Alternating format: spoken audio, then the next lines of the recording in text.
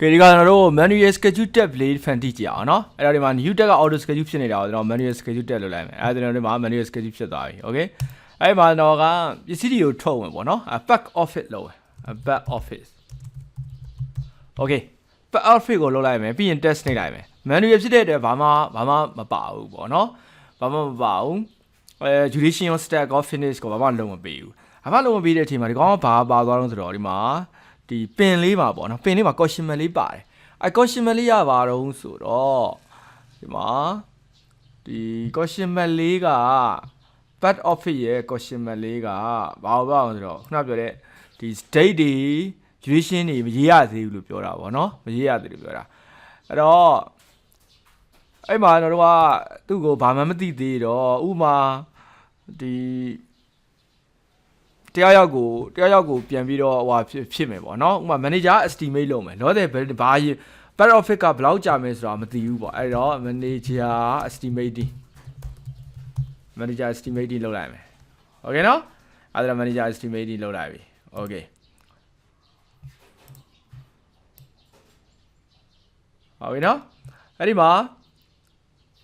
စားမဲ့ရက်တော့တည်တယ်ပေါ့နော်စားမဲ့ရက်တော့တည်တယ်စားမဲ့ရက်ကဒီမှာနှစ်ဟုတ်ပြီအဲ့တော့23လောက်ယူလိုက်မယ်23လောက်ယူလိုက်မယ်โอเคအဲ့ဒါဆိုဒီမှာကြည့်အဲ့ဒီမှာဒါလေးပေါ်သွားပြီဟုတ်ပြီနော်ဒါစားမဲ့ရက်တော့ပေါ်သွားပြီ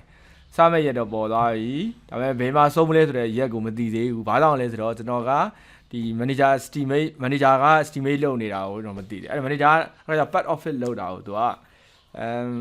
နှစ်ပတ်ကြာမယ်လို့ပြောတယ်ပေါ့နော်နှစ်ပတ်ကြာမယ်လို့ပြောတယ်အားကြရင်တော့ဒီမှာ2 week ပေါ့နော်အဲ့တော့2 week ဆို W လေးရေးလိုက်မယ်2 week ဆိုပြီးအနာခေါက်လိုက်မယ်ဟောအဲ့ဒါဆိုဒီမှာ2 week ဆိုပြီးတော့ဒီမှာရောက်သွားတယ်โอเคနော်နှစ်ပတ်စာဒီမှာနှစ်ပတ်စာဟောဖြစ်သွားတယ်โอเคအဲဒီကတော့ sun announcement ဟုတ်ပြီနော် sun announcement လုပ်မယ်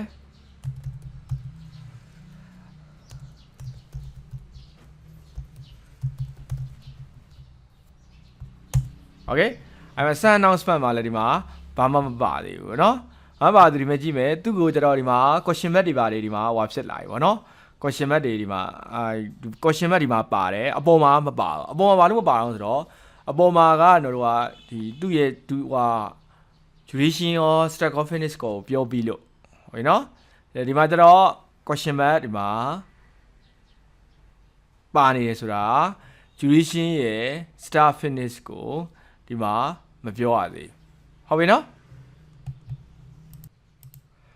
တော့ဒီမှာ question mark ပြတာဒါပေမဲ့ကျွန်တော်ဒီ sun announcement လောက်တာကတော့ကျွန်တော်က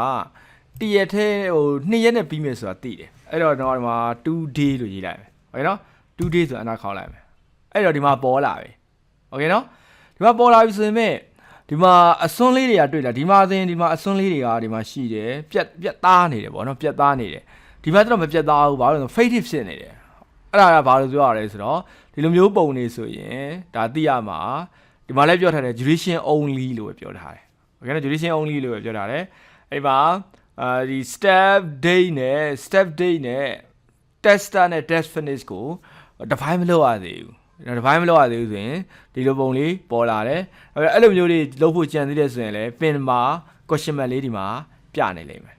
โอเคနော်အဲ့ဒါဆိုဒါဒီကျွန်တော်တို့ဟို manual schedule ဖန်တီးတယ်ဆိုရင်ဒီလိုသင်္ကေတရည်နဲ့ဒီလိုအနေထားတွေကိုလာပြီးတော့ပြောနေလိမ့်မယ်โอเคနော်